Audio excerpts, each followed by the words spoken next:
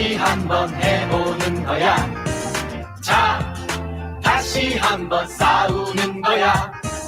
자, 손 맞잡고 어깨를 걸고 우리 함께 이기는 거야. 자, 다시 한번 해보는 거야. 자, 다시 한번 싸우는 거야. 자, 손 맞잡고 어깨를 걸고 우리 함께 이기는 거야. 자, 다시 한번 해보는 거야. 자, 다시 한번 싸우는 거야. 자, 손 맞잡고 어깨를 걸고 우리 함께 이기는 거야. 자, 다시 한번 해보는 거야. 자, 다시 한번 싸우는 거야. 자, 손 맞잡고 어깨를 걸고 우리 함께 이기는 거야. 예, 여러분들은 지금 새날의 세계로 오셨습니다. 자, 저 죽상이신 분이 저기 앞에 좀 웃어요 좀. 노딱을 3개나 맞았어. 어. 웃음이 안 나와 오늘도. 아, 잠깐만요. 네. 내 앞에서 노딱 이야기를 해? 아 그렇구나. 지금 더 망한 집이었지 천의 집은. 자, 시작해 볼까요? 네. 준비됐나요? 늘 돼 있습니다. 예, 알겠습니다. 송 작가의 중국 이야기 154회 방송 시작하겠습니다. 와 효과음 좀 넣어라. 너무 심심하더라. 이거는 이제 그 채팅창에서 보실 분들이 하시는 거고. 그런가? 자, 여러분 박수요. 감사드리고. 근데 우리가 녹화로 뜨는 거 다 티난다고 내가. 아니 다 알고 있어. 다 알고 있어? 아, 라이브와 최초 공개가 다른데 뭐. 아하. 근데 편성상 이게 막 어느 날은 방송을 막 5-6개씩 내놓으면요. 네. 이도저도 조회수도 안 올라가고 힘들어서 그래서 편성을 그렇게 하고 있는 거예요. 지난번 그 환상적이었던 국뽕 방송은 예. 팟캐스트로는 아직도 안 올렸더군요. 오늘 올라갑니다. 참. 왜냐면 편성하다 보니까 이렇게 밀릴 때가 있어. 정말 좋은 방송인데 사람들한테 한 번 더 기억나게 만드는 자기 방송을 꼼꼼하게 챙겨보는구나. 그럼요. 편집 다 끝났어요 지금. 심지어 생방송도 제가 들어가서 답글을 쓸까 말까 고민하면서 보고 있습니다. 실시간 답글. 알겠어요. 네. 자, 송 작가님 나오셨고요. 네. 자, 오늘도 이제 여지없이 팟캐몰 이야기 한번 좀 할게요. 네. 오늘 제가 고른 상품 보십시오. 루크의 샤워꼭지 아닙니까? 아니에요. 루크의 토르 보풀 제거기. 근데 진짜 중요한 건 이거 충전식이라는 거예요. 충전식인데 3시간 충전하면 무려 2시간이나 쓴다는 거지. 이 아, 정도면 동네 사람들 보풀을 다 제거해 줄 수 있습니다. 그렇죠. 그러니까 보통 보풀 제거하면 길게 봐야 2-3분. 그렇죠. 뭐 옷이 그렇게 많이 보풀이 일어나나? 근데 요즘에 이제 니트 종류를 많이 입죠. 그렇다 보니까 이 보풀 제거하는데 난 일단 생김새가 이렇게 생긴 건 처음 봤어요. 그러게요. 저도 그 이어폰이나 샤워꼭지인 줄 알았어요. 처음에 디자인 보고. 요게 지금 49,900원짜리인데요. 21,100원입니다. 근데 실제로 우리 그 유튜브에 계시는 분들이 이 화면으로 이걸 비주얼을 보여드리고요. 그리고 나서 그날 제가 소개한 물건이 엄청 팔린다고 합니다. 그렇다고 하더구만요. 네, 저 그거 있잖아요. 그 손난로 기호 1번 손난로. 기호 1번 손난로. 그것도 엄청 팔렸대. 네. 실제로 갔더니 집회 현장에 갔더니요. 제가 그때 그 주에 제가 이제 나름 마이크 잡으러 나가서 또 짖으셨죠. 네. 그런데 나한테 실제로 제가 그 소개해드린 그 제품 있잖아요. 네네. 그걸 저한테 주신 분이 3분이나 계셨어. 네. 근데 보통 이 보풀 제거기가요. 전기 코드를 꽂아 쓰거나 건전지를 쓰는 경우가 되게 많아요. 네. 근데 충전식으로 쓰면은 일단 건전지 갈아 끼울 필요 없이 시간 날 때마다 꽂아두면 되거든. 네. 그래서 지금 충전식이라는 게 좋고 이게 삼중날이라고 하는데요. 지금 저걸 어떻게 쓰지 하는데 쓰는 그림을 한번 보여드릴게요. 저렇게 쓰는 거야, 저렇게. 네. 실제로 아까 뭐라 그러셨죠? 저 비주얼만 봤을 땐 저기 뭐라 그러셨죠? 샤워꼭지. 샤워꼭지처럼 완전 근데 샤워꼭지하고는 완전 다르게 생긴 게. 저게 또 약간 다이슨 그렇지. 그렇지. 에어 드라이어도 닮았어요 디자인이. 네. 에어 드라이어요? 네. 헤어겠죠. 헤어드라이어. 여기 나온 김에 하는 이야기인데 영어 발음이 좀 가다 보면은 화시라고 안 하고 what 그러고 why라고 안 하고 why 그렇잖아요. 아주 영국계라서 그래요. 그렇구나. 여기는 네. 지금 에어 드라이어 맞네 그러면. 네. 헤어드라이어. 네. 자, 저렇게 쓰는 거예요. 어쨌건 지금 니트를 많이 입는 계절이라서 그 보풀이 일어나면은 진짜 비싸고 좋은 옷도 사실 좀 읽기가 좀 그러니까 입기가 좀 부끄럽거든요. 저는 버프로 일어나면 이걸 대부분 이렇게 잡아 당깁니다. 그렇게 하면 끊어져야 되는데 실이 빠져나오지. 실이 질기잖아요. 그럼 그 부분이 한 줄처럼 뭐가 이렇게 찍 줄이 생겨가지고 결국 그것을 못 입게 돼요. 그걸 못 참거든 내가. 이게 지금 뭐 그 다이소 같은 데 가면 5,000원짜리 싸구려도 있습니다만 네. 실제로 지금 이 정도의 퀄리티 저거는 그냥 그 요즘에는 이제 그런 다리미 있잖아요. 옷에 직접 대고 이렇게 그런 다리미처럼 쓱 갖다 대면은 보풀이 제거되는 정말로 그 고급스러운 그런 제품이고요. 주부라면 한 번쯤은 남자 여자를 떠나가지고 갖고 싶은 바로 그런 상품이 아닌가 싶어요. 특히 니트 많이 입으시는 여성들 중에 모직이라든지 좀 비싼 제품들 입으시는 분들은 꼭 필요할 것 같아요. 제가 그런 것 때문에 날린 니트가 한두 벌이 아니거든요. 특히 제 소원이 이제 그 스티브 잡스처럼 그 목 있는 목 니트들을 입어보는 게 소원인데. 그러지 마. 아, 올해도 좀 어렵겠다라는 생각을 갖고 있습니다. 네. 아니 내 말은 그건 입어도 상관없는데 스티브 잡스 얘기를 꺼내지 마. 그런가? 악플을 부르지 마. 어디다 대고 스티브 잡스를 비교해. 배영준하고는 어떨까? 어차피 배영준? 비슷한데. 아, 나 진짜 저 그 맥락 없는 저 쉴드, 네. 저 유머, 아, 나 진짜. 영준이는 고발해도 괜찮습니다. 네. 자, 여러분들 파켓몰 가시면은 아직도 파켓몰 앱이 안 깔린 분이 있어요. 파켓몰 앱 까시고 아주 간단하게 회원 가입할 수 있습니다.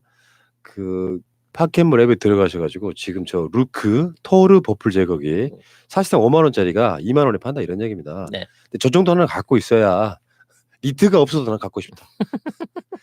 다른 데 깎으려 그렇지. 입으세요.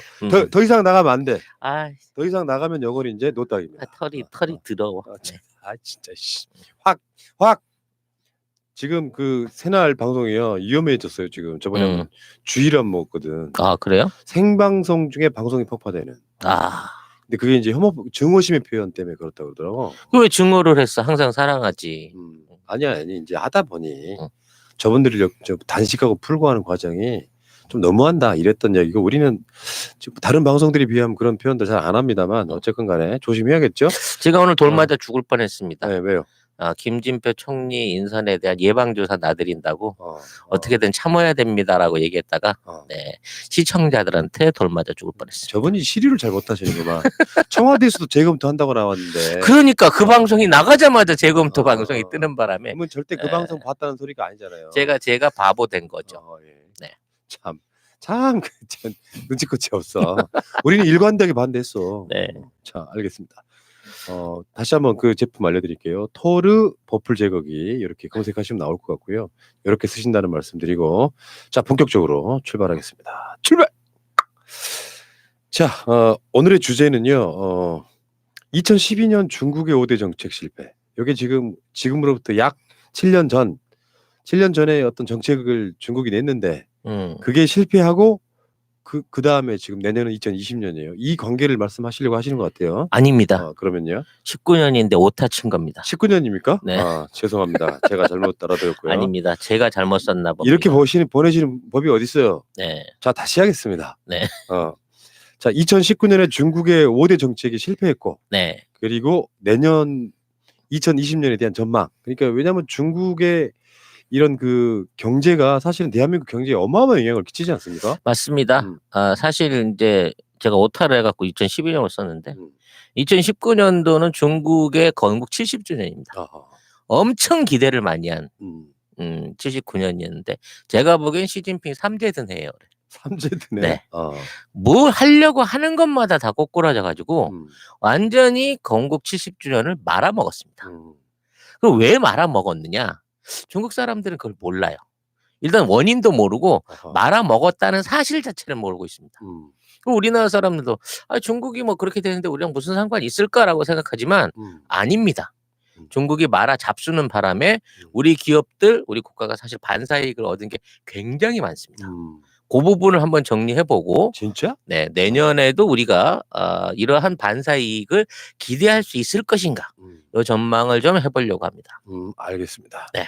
자, 대한민국 경제에도 상당 부분 영향을 끼치기 때문에 그렇죠. 지금 이제 중국에서 이제 아세안으로 넘어가는 이런 과정이기도 하겠지만 아직까지 중국이 차지하는 우리나라의 비중은 1위잖아, 1위. 그렇죠. 압도적입니다. 네.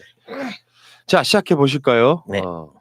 자, 그러면 중국의 5대 정책인데 그 실패라는 게 무엇이 실패했다는 이야기입니까? 사실 이제 이 70주년을 맞이하고 중국이 기술 강국으로 가겠다. 앞으로 15년 안에 미국을 끌어내리고 세계 최고의 기술 국가, 특허 국가가 되겠다라고 야심차게 던진 겁니다. 그래서 이제 대표적인 게 날짜를 잘 맞췄죠. 1월 3일 날 달 착륙을 한 겁니다. 네. 예, 인류 최초의 달 후면 착륙을 그랬죠. 1월 3일 날 성공시켰어요. 창어 4호라고 하는. 이게 이제 중국 내에서 그 명절 연휴 뒤끝에 방송을 타면서 막 어마어마한 그 붐업을 이뤘습니다. 그리고 이거 이후에 이제 중국이 이 멸망할 위기에 빠지는 그 지구를 구해내는 SF 영화도 만들어졌고 또 그 이후에 이제 계속해서 그 중국의 기술 굴기, 뭐 화웨이를 비롯한 5G 기술 굴기 같은 것들이 막 발표가 되면서 이미 우리가 미국을 따라잡았다라는 식의 언론 포문을 열었습니다. 그러니까 신년도 개막을 화려하게 한 것이 기분 좋게. 근데 이게 결국은 미국의 생각지도 않은 막강한 저항을 받은 거예요. 그러니까 중국이 뭐 2050년도 가서 세계 최고의 뭐 G1이 되겠다. 뭐 매출 1위가 되겠다. 이런 거에 대해서는 미국 사람들이 별 관심을 안 가졌어요. 니네 뭐 인구도 많은데 그때 가서 경제 규모 1위 되는 게 뭐 대단해. 라고 생각을 했는데 과학기술에서 미국을 앞서겠다. 요 얘기가 미국의 국민 감정도 그렇고 기업 감정도 그렇고 중국에 대한 전반적인 적대감을 확 올려버린 거예요. 그러니까 트럼프가 여기에 제재를 안 할 수 없게 된 겁니다. 이게 결국은 이게 무슨 뭐 트럼프와 그 시진핑의 전쟁의 빌미를 제공한 내용이 사실은 중국의 이 지나친 기술 굴기 오바 때문이었다는 거죠. 특히 이제 저는 창어 4호 나가는 그 사진을 많이 봤는데요. 그걸 보면서 또 하나의 음모론을 증명했다라는 생각이 들었습니다. 그게 뭐였냐면 창어 4호가 달에 이제 무인으로 착륙해갖고 달 표면 사진들을 찍어서 방송에 공개를 했어요. 이걸 이제 대중적인 TV를 통해 가지고 공개를 하면서 전 세계에 쫙 퍼졌단 말이죠. 거기서 딱 나오는 얘기가 아폴로 그 착륙 조작설이 나오기 시작한 겁니다. 나도 그거 물어보려고 했어. 왜 차이가 났냐면 아폴로 우주선 띄웠을 때는 달 표면 사진에 별이 하나도 안 떴어요. 그러니까 우주인들하고 뭐 우주선도 있고 표면도 있는데 별은 하나도 안 보였어. 그래서 다른 공기가 없기 때문에 난반사가 너무 심해가지고 별빛을 볼 수 없다라고 강력하게 미국이 주장을 했거든. 근데 이번에 찍은 사진에는 다 별이 보이는 거예요. 그러니까 야 이거 아폴로 음모설이 진짜인 것 같은데라는 이제 느낌을 주기 시작한 거지. 너무 다르다는 거죠. 실제로 가보니까. 그렇지. 그러면은 지금 그러니까 달에 최초로 착륙한 나라는 미국이 아닌 게 될 수 있어요? 한 번은 갔겠지만 우리가 대중적으로 알고 있는 그 아폴로 19 그 영화로도 나왔던 닐 암스트롱 가수인가? 하여튼 암스트롱의 아니야, 닐 암스트롱이 맞고요. 가수가 루이 암스트롱. 루이 암스트롱 맞지? 아무튼 암스트롱의 그 위대한 발자국 이지랄은 진짜로 조작이 맞다. 그리고 이제 그 조작 영상을 자기가 만들었다고 주장하고 있는 미국 감독도 나왔잖아요. 스탠리 큐브릭이 자기가 헐리우드 스튜디오에서 만들었다고. 그래서 그 부분이 이제 연관 검색으로 뜨면서 미국이 더 자존심이 상한 게 아닌가 하는 생각이 드는 거예요. 생각할수록 웃겨. 그래서 그 나사에 고용돼 있었던 중국의 과학자들도 대거 해고가 됐고요. 그 이후에 이제 멀쩡한 화웨이에 대해서 막 기술 수출하지 마 뭐 이런 식으로 사실은 예정돼 있지 않은 부분에서 트럼프가 화웨이를 조지는 바람에 화웨이의 어떤 기술적인 부분이 타격을 많이 입었고 영업에서 막강한 손실을 냈죠. 사실 근데 이게 우리나라에는 굉장히 큰 도움이 됐어요. 왜냐면 화웨이가 빠르게 이게 이제 안드로이드하고의 어떤 그 갈등 관계도 있었지만 화웨이가 빠르게 시장 점유를 할 수 없게끔 미국이 강력하게 제지를 해주는 사이에 개발이 늦었던 대한민국이 이 중국보다 먼저 5G 송수신기를 송출하고 5G 개막을 상용화하고 지금 전 세계에서 가장 많은 5G 개통을 함으로써 이제는 화웨이한테 삼성이 뒤지지 않는 위치를 1년 만에 만들어냈다는 거죠. 그러니까 그 중요해서 지금 미국하고 그 한국하고 5G 경쟁 어마어마하게 했잖아요. 그렇죠. 그 경쟁을 하는 데 있어서 이제 미국은 그냥 단순 개통만 했지만 우리나라는 이거를 실제 상용화를 해가지고 그 사용자를 지금 400만까지 연말까지 500만 사용자를 확보를 했다는 거예요. 그 5G 통신망을 쓰는 사람이 500만이에요. 원조로 먼저 자기들이 기술 개발하고 발표했던 중국은 지금도 100만을 못 넘어가고 있어요. 야, 역시 한국은 민주 세력이 정권을 잡아야 돼. 빨리빨리가 이 어마어마한 그 수준으로 이걸 뛰어넘기도 한 거고요. 진짜 놀라운 건 중국 애들이 정말 기술력이 떨어진다는 거지. 쉽게 말하면 4G 있는 상황에서 그걸 5G 그 기계로 갈아 끼우기만 하면 되는데 그거를 못 하는 거야. 우리 기술자 같으면 따로 얘기 안 하고 자 이걸로 이걸 갈아 껴라고 얘기하면 끝났을 거야. 근데 중국이 아무리 돈을 많이 들여가지고 기계를 만들어 놓고 자 이걸 갖고 현장에 가서 해 그래서 이걸 어떻게 해요 하는 걸 가르쳐줘야 하지 이렇게 돼버린 거예요. 그래서 기계는 다 만들어져 있는데도 불구하고 기술 설비나 설치를 진행하는 데 있어서 이 엄청나게 속도가 안 나고 있는 거죠.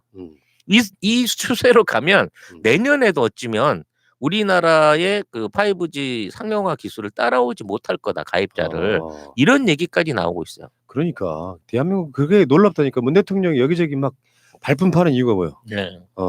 그래서 이와 같은 어떤 기술 굴기에 이게 꺾어짐으로 인해서 중국 안에서 진짜 눈 깜짝할 새 한 6개월 만에 유니콘 창업 열풍이 싹 사라져 버렸습니다.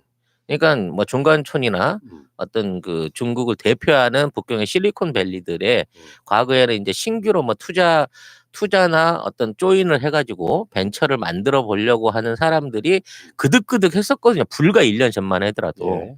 근데 미국이 이 기술 쪽에 있는 부분에 압력을 딱 걸기 시작하는 순간 이 모든 틀이 무너져 버렸다는 거예요. 사실 지금 중국의 기술 발전은 완전히 정체돼서 멈춰버리게 된 겁니다. 이게 단순하게 5G 분야뿐만 아니라 반도체 부분, 특히 뭐 시스템 반도체라든지 중국이 생각하고 있었던 신형 반도체 양산 공장을 세우는 문제도 계속해서 딜레이가 되고 있어요. 거기에 들어가고 있는 뭐 각종 기술 설비, 공정 기술, 그다음에 생산 주요 부품들을 미국이 어떻게든 압력을 줘가지고 생산을 못하게끔 이 꼬리를 자르고 있는데 이 꼬리 하나로 인해서 거대한 공룡이 제대로 움직이지 못하는 꼴을 겪고 있기 때문에 지금 시진핑은 이 기술 굴기 얘기를 꺼냈던 기획자를 과감하게 잘랐습니다. 숙청했습니다. 그리고 중국이 얘기했던 2035년까지 세계 기술 1위 구호 자체가 사라졌습니다. 3개월 만에. 그럼에도 불구하고 그 후폭풍이 굉장히 큰 상태인 거죠. 자, 그렇군요. 그러니까 결국에는 어부지리. 그렇죠. 대한민국의 어부지리. 최고의 어부지리는 조선업에서 튀어나왔습니다. 조선업? 네. 지금 조선업이 대한민국 다시 만회하고 있죠. 그렇죠. 민주 세력이 정권 잡아야 된다니까. 사실 여기에서 우리가 국뽕도 좀 맞고 트럼프 칭찬도 좀 하고 가야 됩니다. 이런 그 조선업이 이 중국에 일방적으로 밀리고 있었어요. 왜냐하면 이제 중국이 저가 공세를 엄청 폈거든요. 저가 공세를 펴는 과정 중에 일반 벌크선이나 컨테이너선 같은 거는 이제 완전히 경쟁이 안 돼. 뭐 곡물이나 뭐 석탄 이런 거 싣고 다니는 싸구려 선이나 그다음에 그 컨테이너 같은 거 싣고 다니는 배들은 중국하고 가격적으로 대비가 안 되는데 작년부터 갑자기 전 세계 수요 물량이 확 폭발한 한 종류의 배가 있었는데 이게 LNG 운반선인 거예요. 이 LNG 운반선의 수요가 폭발적으로 늘어나게 된 가장 큰 공신은 미국이라는 거죠. 미국이 세일가스를 개발해 갖고 이걸 전 세계에 팔아먹기 위해서 엄청나게 많은 LNG 선박들을 필요로 했다는 겁니다. 자, 문제는 이 LNG 선박들을 제조하는 기술을 한국, 중국, 일본이 전부 다 골고루 다 소유하고 있었어요. 기본적으로 세 나라가 전부 다 이걸 생산할 수 있었는데 그중에 한국이 제일 잘하는 기술이 LNG 추진 선박을 만들 수 있었다는 거예요. 이 기술 하나 때문에 중국하고 일본이 완전히 조선사업 경쟁에서 탈락해버리는 결과를 맞이했고 앞으로 우리가 한 15년은 짱짱하게 걔네들하고 경쟁을 안 해도 될 지경에 올랐다는 거죠. 야. 그러니까 불과 2년 전만 해도 저가 공세에 지금 현대가 구조조정을 하고 뭐 대량 해고를 하고 이게 2년 전이에요. 근데 이거를 한 방에 해결한 게 LNG 선박이라는 거죠. 그 원동력이 어디가 있었는지를 한번 살짝 알고 넘어가면 좋을 것 같아요. 야, 진짜 다른 방송에서는 전혀 들을 수 없는 우리 송 작가님만의 컨텐츠. 갑자기 생각이 나서 하는 그러니까 해봐요. 해봐요. 일단 LNG선의 이 구조가 어떻게 되냐면 이제 LNG를 말 그대로 액화시켜가지고 영하 160도 정도 온도로 액화를 시켜서 이걸 싣고 갖고 가는 거예요. 필요로 한 데다가. 문제는 이게 이제 이 영하 160도로 온도를 유지해주질 못하기 때문에 아무리 본행제로 싸고 한다고 하더라도 온도차가 있잖아요. 그러니까 이 온도차 때문에 계속해서 이른바 유증기라고 하는 유증기. 증발되는 이 가스들이 생긴다는 거야. 아무리 잘 막아도 그건 새. 이게 0.1%에서 0.25% 정도 돼 하루에.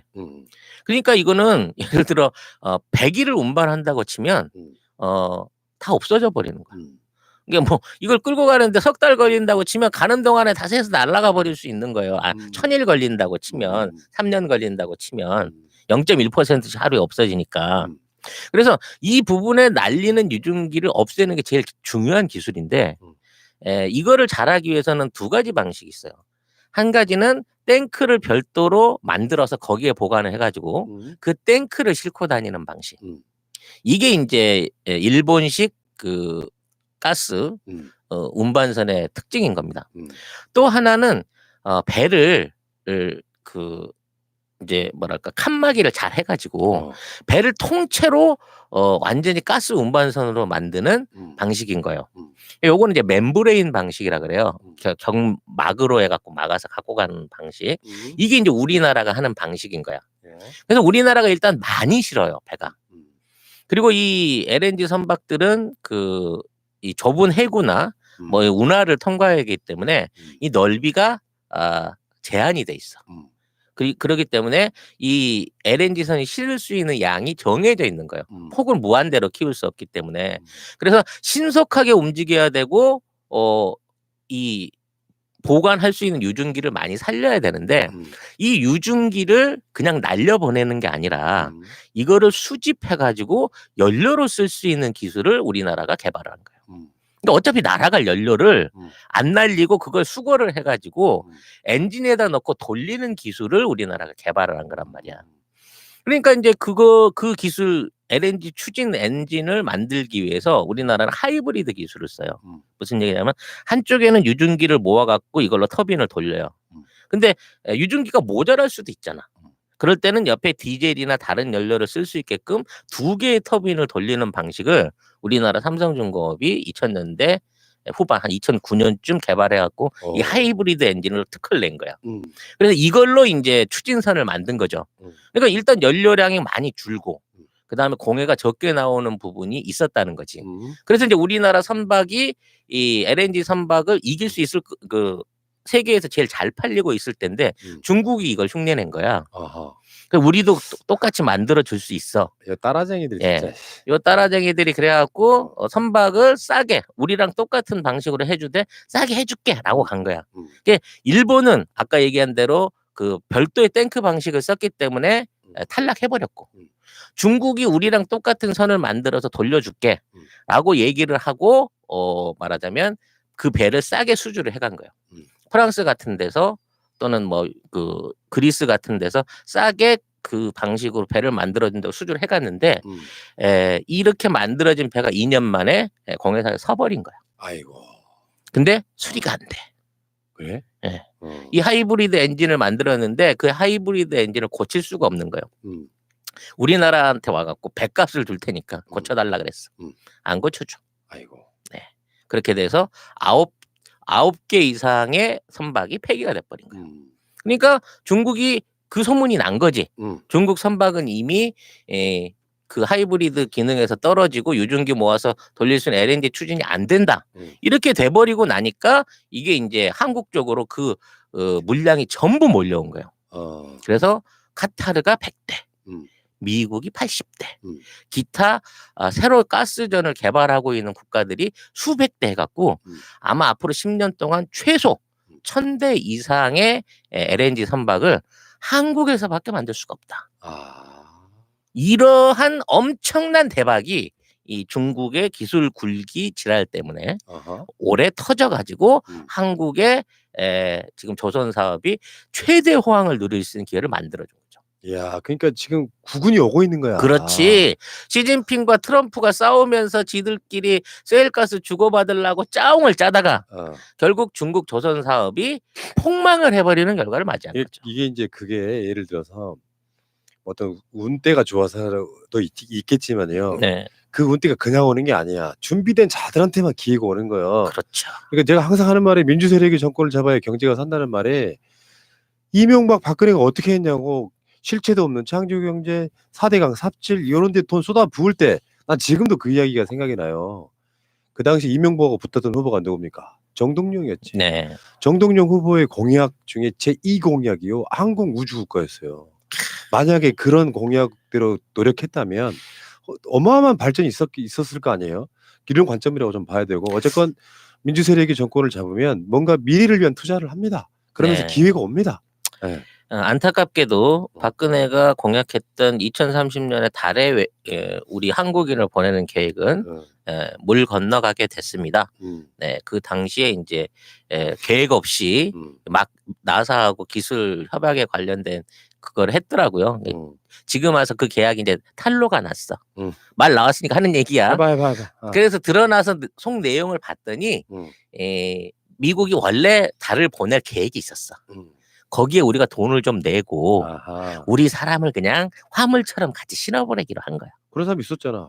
김소연인가 뭐. 그 사람은 우주에 안 갔다고 하는 음모론에 시달리고 있는 사람이고 김소연 우주인은 사진만 찍고 그러니까 조작된 화면만 찍고 우주에 안 갔다라고 하는 음모론이 퍼져 있어요. 그건 나중에 한번 기회 되면 합시다. 근데 아무튼 우리는 미국이 하고 있는 달 탐사 계획에다 우리가 돈만 지원을 하고 거기에 우리 우주인을 태워보내는 계획을 같이 엎어서 가려고 하는 프로젝트가 있었어요.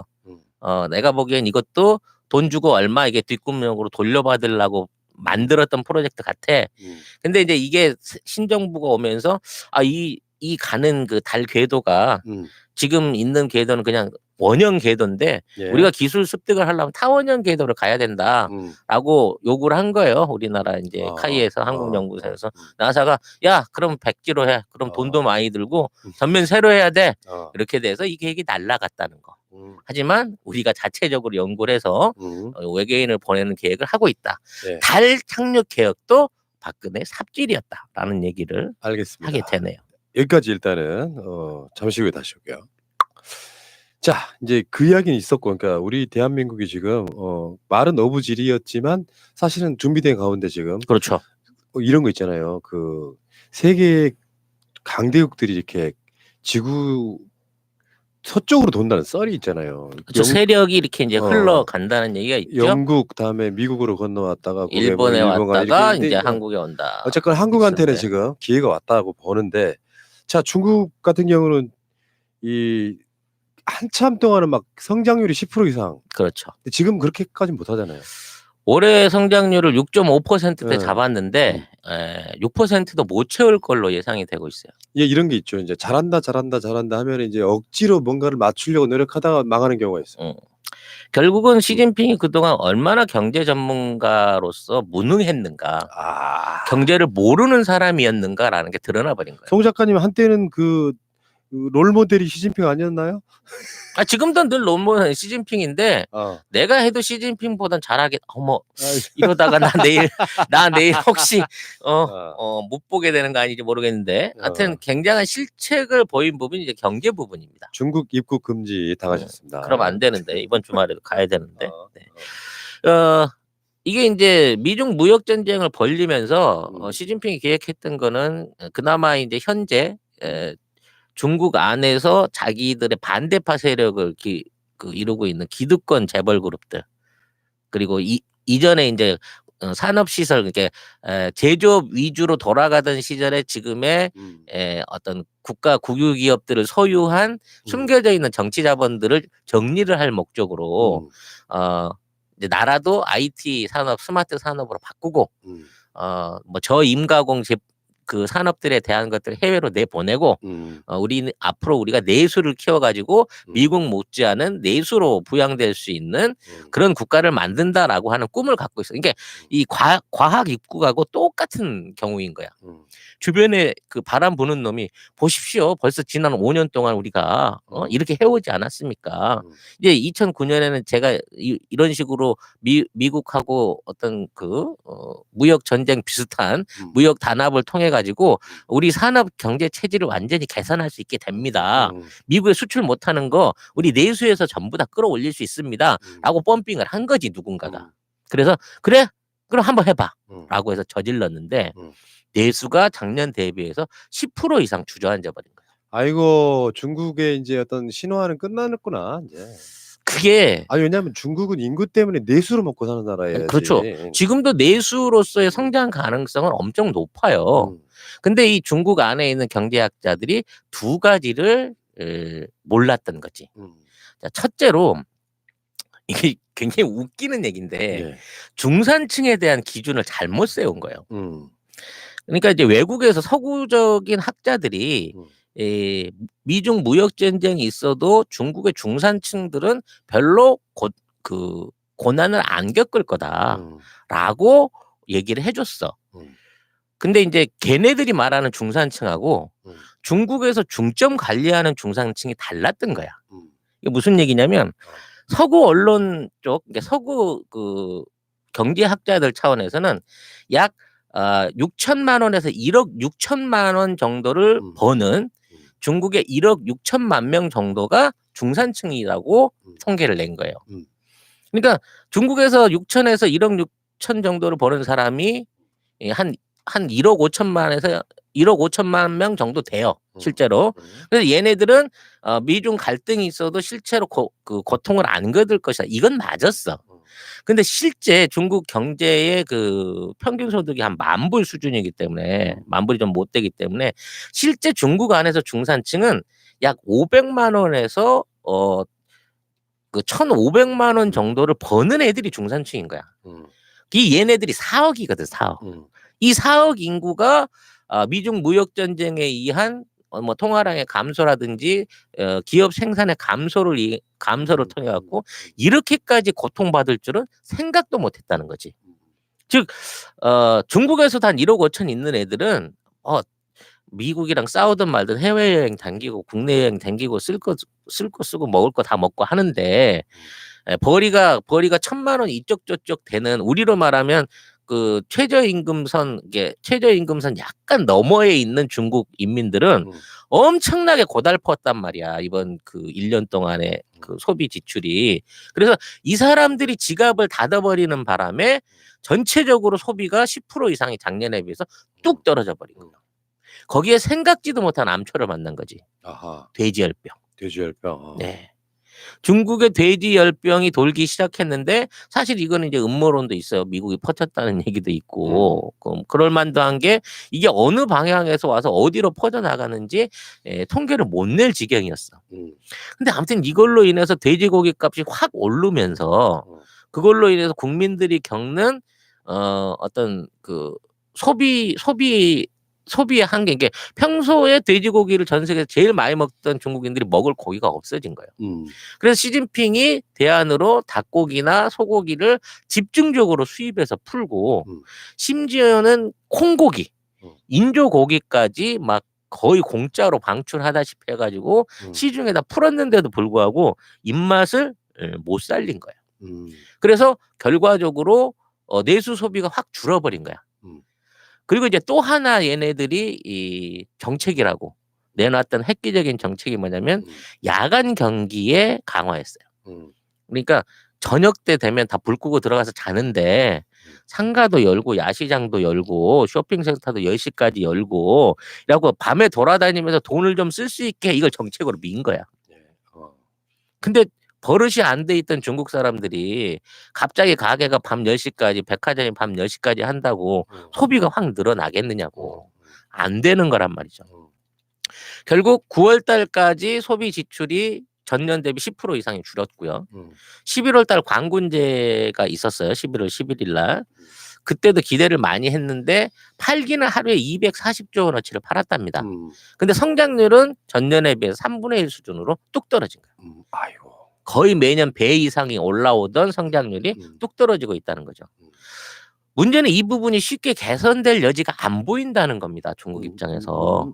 이제는 중국인들의 어떤 소비 습성을 맞춰줄 수 있는 제품도 없고 이러한 상품도 없고 이러한 소비를 부흥시켜줄 여지가 없다는 거예요. 이러한 부흥의 여지에 가능성을 줄 수 있는 유일한 대안이 뭐냐? 한국 상품과 한류라는 겁니다. 이게 뭐냐 이거? 결국 내년에 중국에서 한류 터집니다. 지금 사드 이후에 주춤했던 바로 그 한류가 다시 터진다. 그렇죠. 야, 이게 지금 송 작가님이 이제 문재인 정부 뭐 하셔야겠어요. 뭐 하나 맡으셔야 되겠어. 너무 많아가지고 맡을 게 없어. 아니 돈 나오는 자리. 돈 나오는 자리. 대한민국에 돈 많이 주는 자리는 그 바로 5년 후에 깜방 가는 자리인데. 네. 아무튼 현재의 중국의 가장 큰 문제는 이제 미중 무역 전쟁이 아니에요. 예. 뭐야? 이 내수가 쪼그라든 부분이거든. 이 쪼그라든 내수를 되살릴 수 있는 방법. 젊은 애들 돈을 쓸 수 있는 20, 30대 젊은 애들이 환장을 하고 쇼핑을 하게끔 만들 수 있는 방법. 한류 상품의 대량 진출과 한류 문화의 부흥밖에 없을 것이다. 라는 예상이 가능해지고 이미 뭐 왕이 부장이 와 있기도 하지만 내년 상반기부터 한국의 문화 콘텐츠를 비롯한 소비 콘텐츠들이 중국에 적극적으로 들어갈 조짐이 보이기 시작했다. 그렇군요. 지금 하는 부분이 중요한 거죠. 이게 무슨 풍선도 아니고 중국이 나빠지면 우리가 좋아지네. 그렇죠. 왜냐면 중국이 지금 우리를 이렇게 사드나 뭘로 이렇게 좀 밀어내봤어. 삼성도 한번 밀어내보고 했는데 없으니까 엄청 아쉬운 거를 그렇지. 이제 깨닫고 있는 이제 거죠. 깨달아야지. 네. 시진핑이 안목이 없구만. 네. 자, 다음 이야기는 아마 에너지 산업 다변화. 이것도 실패했죠. 네, 결국 이제 중국이 세계에서 가장 많은 원유라든지 뭐 이런 것들을 수입하는 국가이기 때문에 에너지를 사재기. 사재기하는 국가이기 때문에 사실 중동이 막히는 걸 굉장히 불안해한단 말이에요. 1대1로 사업도 그렇고 남중국해에서 어떤 그 중국의 해운 안전성을 지키기 위해서 엄청나게 주변 국가들 욕을 처먹어 가면서 무리한 남중국해 사업을 진행한 것 때문에 일단 사이가 안 좋아진 부분도 있었죠. 그리고 뭐 이제 이란이나 이런 쪽에다가 집중적으로 투자를 하면서 그쪽 지역에서 안정적인 그 기름을 확보하기 위한 노력들을 해왔었어요.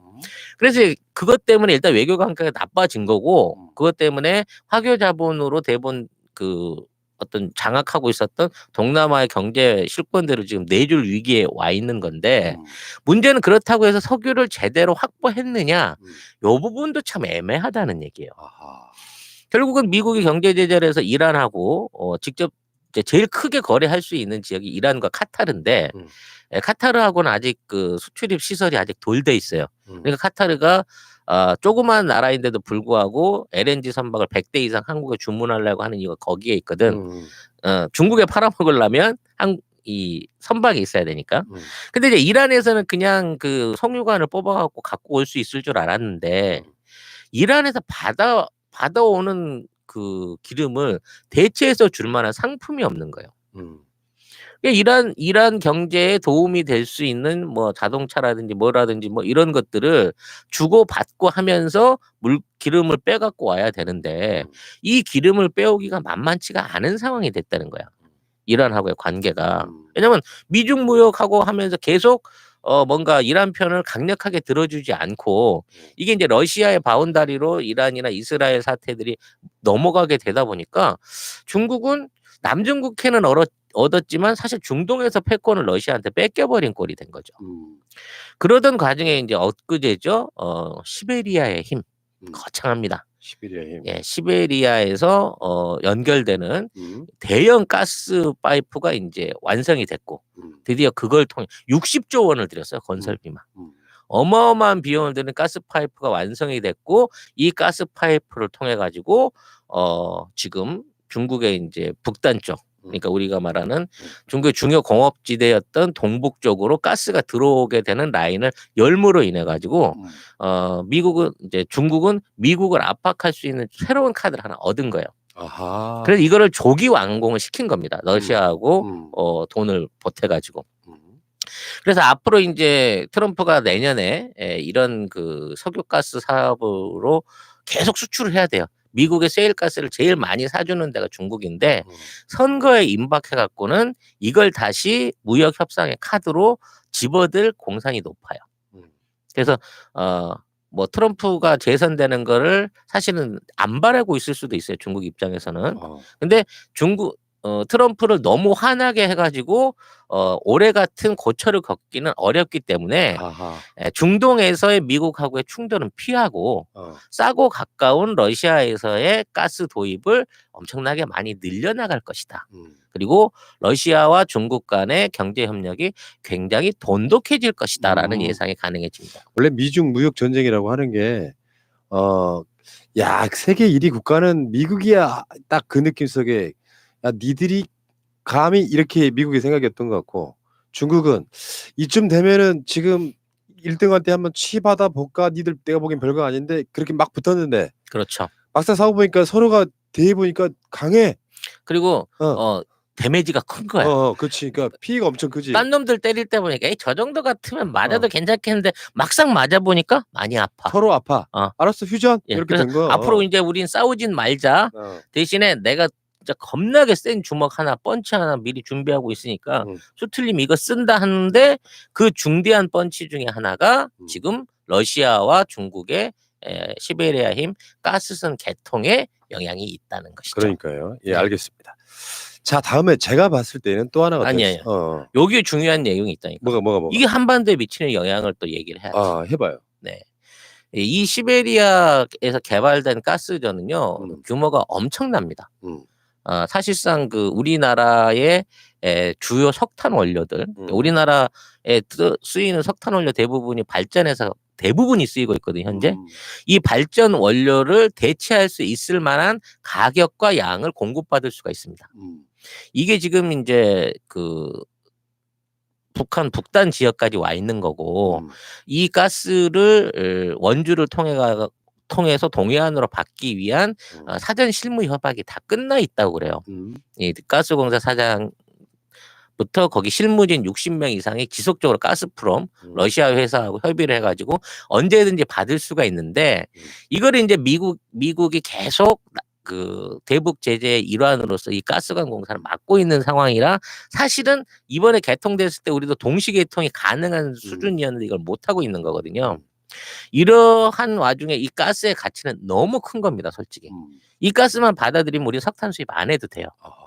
거의 100% 안 해도 됩니다. 근데 이 와중에 중국이 사인을 보내고 있습니다. 이 가스를 중국 안에서 받아가지고 우리가 알고 있는 그 연태라고 있어요. 위해라고 있어요. 우리 그 인천에서 가면 좀 가까워 아무튼 그 위해까지 가스관을 뺐는데 얘들이 니들이 원하면 백령도까지 가스관을 설치하고 우리가 팔게라고 제안하고 있는 거예요. 이게 180km입니다. 직선 거리로. 가스관 거리로. 백령도에 오면 백령도의 저장소를 설치를 하고 그걸 그대로 뭐 내륙으로 들어갈 수 있는 게 고압 저장소를 설치하고 저압 파이프를 깔아가지고 내수로 운영을 하면 지금 서해안 지역에 들어가는 모든 화력발전소 공업단지에 들어가는 원료를 충당할 수가 있어요. 이 부분에 대해서 신중한 검토가 이루어져야 한다라고 거다라고 생각을 합니다.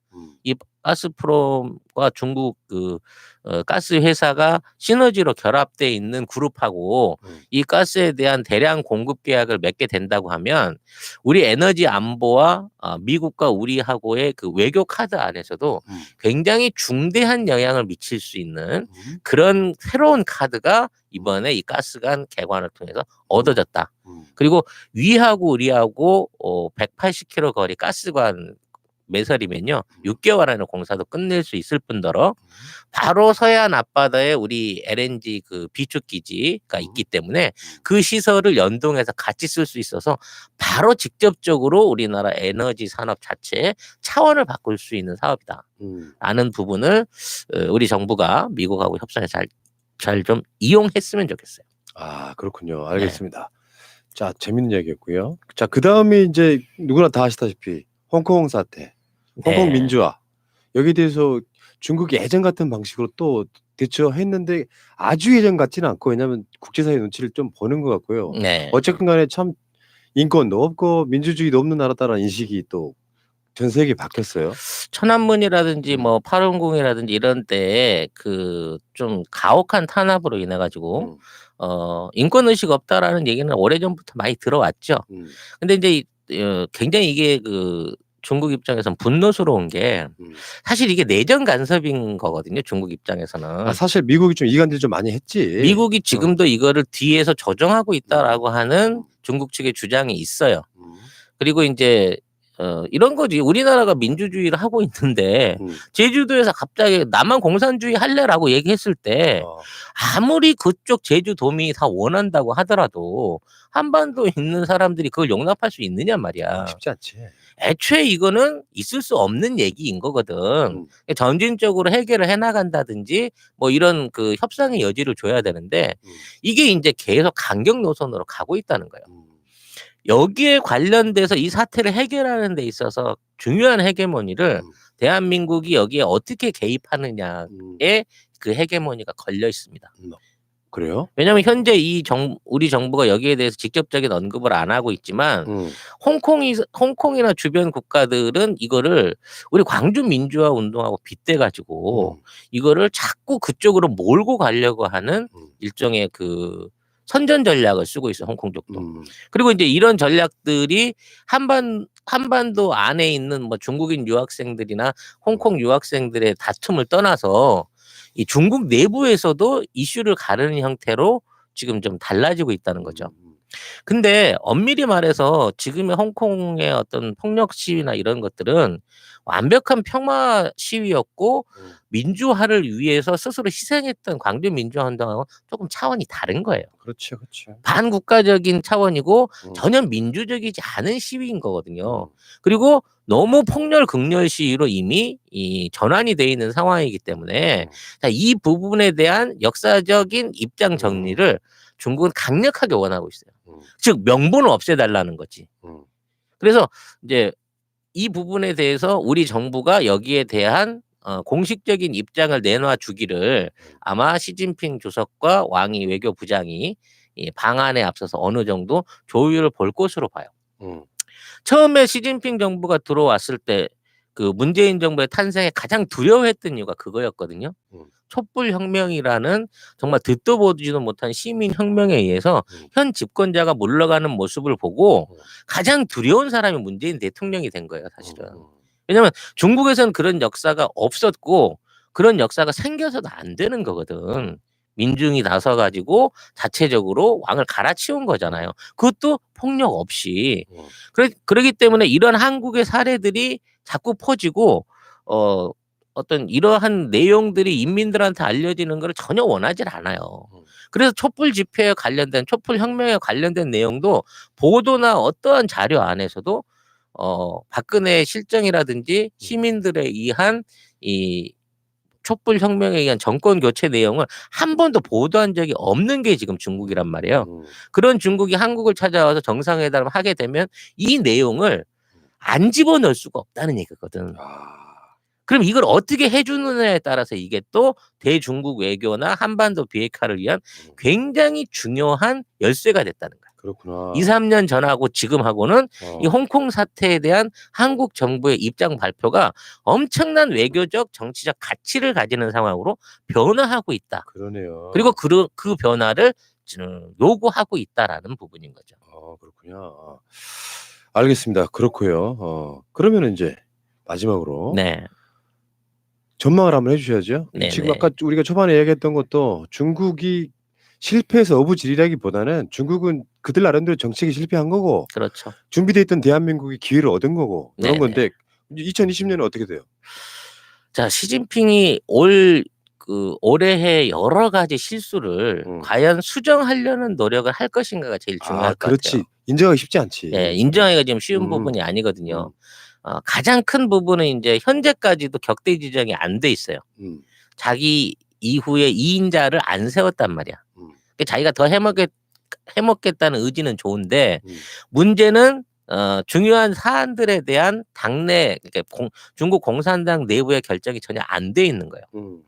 지금 중국의 정치는 사실은 지금 영도 소조라고 불리는 공산당 안에 있는 시진핑이 직접 관리하는 11개의 영도 소조들에 의해서 전부 다 추진이 되고 있어요. 중국 정치를 시진핑이 주재하고 있는 공작반이 사실 비서실이 다 하고 있는 거라고. 그렇기 때문에 사실 다른 관료들 같은 게 완전 복지부동으로 들어 누워버렸어요. 심지어는 다음 그 차선 주자도 안 나온다는 거 아니야. 그러네. 그러다 보니까 행정부나 뭐 다른 쪽에 취해 있는 외교부 쪽에 있는 어떠한 중국 관리도 지금 능동적으로 중국의 정치에 관여하지 못하고 있는 상황이라는 얘기죠. 행정에. 이 부분을 분해하기 위해서는 시진핑은 자기 권력을 많이 내려놔야 됩니다. 쉽지 않다. 근데 문제는 그렇죠. 이 모든 완전히 쥐고 있던 이 권력들을 내려놓고 그 부분을 각 전문가들한테 전문 경영인들한테 10개예요. 10개에서 11개입니다. 시진핑이 직접 주재하고 있는 그 영도 소조가 요거를 어떻게 효율적으로 분리해 갖고 행정의 효율화를 이루느냐 이게 가장 큰 관건일 거예요. 해야 될 겁니다. 왜냐하면 그걸 하지 않으면 잘못됐을 때 모든 책임을 다 뒤집어 쓸 수도 있는 거고요. 책임 소재를 누구한테 떠넘기기도 힘들어지니까 할 것으로 보여요. 그래서 그걸로 인해서 이제 드러나는 새로운 앞으로의 실무자들의 어떤 역량이 중국의 어떤 그 20년대 이후를 좌우할 거고요. 중요한 선택은 시진핑이 트럼프의 재선을 도울 거냐 말 거냐입니다. 그러고 보니 영원한 권력은 없어. 네. 왜냐하면 이게 블룸버그만 안 나타났어도 그냥 어떻게든 트럼프랑 같이 가는 방향으로 했을 거예요. 근데 블룸버그가 또 만약에 대통령이 되면 더 중국이 좋아진다 이런 거야? 엄청난 친중파입니다. 블룸버그는. 그러면은 그 굉장히 많은 사람들한테 알려야지. 트럼프가 되는 것과 블룸버그가 되는 것의 차이를. 블룸버그는 일단 그 중국하고의 관계를 좋게 만들겠다라고 하는 얘기들을 그동안 평상시에 계속 해왔었고 중국에 대한 우호적인 얘기들을 많이 해왔던 사람인 거고 그래서 블룸버그가 중국에서는 어느 정도 외국 통신사임에도 불구하고 상당히 많은 영향력을 가지고 있는 그 통신사란 말이에요. 만일 블룸버그의 편을 든다고 하면 내년도 미국 대선 알 수 없어집니다. 예. 왜냐하면 직접 트럼프의 정치적 경제적 상황을 어렵게 만들 수 있는 그러니까 블룸버그 네가 되면 해결해 줘. 대신 트럼프 있는 동안은 나는 이거 쥐고 트럼프 흔들 거야라고 하면서 미국의 트럼프의 입장을 곤란하게 만들 수 있는 여러 가지 정책을 쓸 수 있어요. 농산물 수입이라든지 세일가스 수입을 끊어버린다든지 뭐 인권 부분에 대한 문제를 더 강화하거나 기후협약 같은 데서 미국을 비판한다든지 얼마든지 트럼프를 흔들 수 있는 카드를 갖고 있습니다. 거기에 대한 선택을 어떻게 하느냐가 내년도 중국의 경제나 정치의 전망을 좌지우지할 거다. 이 두 가지 포인트를 볼 수 있을 것 같아요. 알겠습니다. 어쨌건 나는 중국이 잘 되고 못 되고 별로 신경 안 쓰이는데 네. 그럼으로써 대한민국한테 훨씬 더 기회가 오고 있다는 것은 이제 알았어요. 그러니까 결과적으로는 중국이 더 흔들려야 됩니다. 그렇지. 그러기 위해서는 아까 내가 얘기했던 해결책들을 시진핑이 선택 안 하는 게 우리 국익에는 더 도움이 될 겁니다. 좀 과장된 표현 같지만은 미국이 그러니까 중국이 세계 1위를 노리다가 아시아 1위를 뺏길 수가 있어요. 그렇죠. 지금 거기다가 지금 지소미아 등 관련해 가지고 일본은 사실상 10여 년 전부터 내리막길이니까 이미 저는 그건 역전이 되는 과정 골든 크로스라고 보고.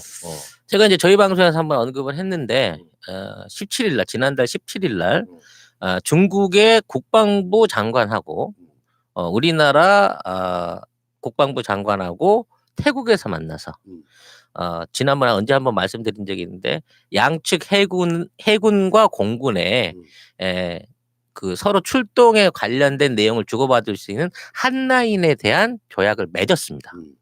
이제 앞으로 우리가 우리 동해상에서나 남해상에서 중국의 비행기나 선박의 출몰로 인해 가지고 깜짝깜짝 놀랄 필요가 없어진 거예요.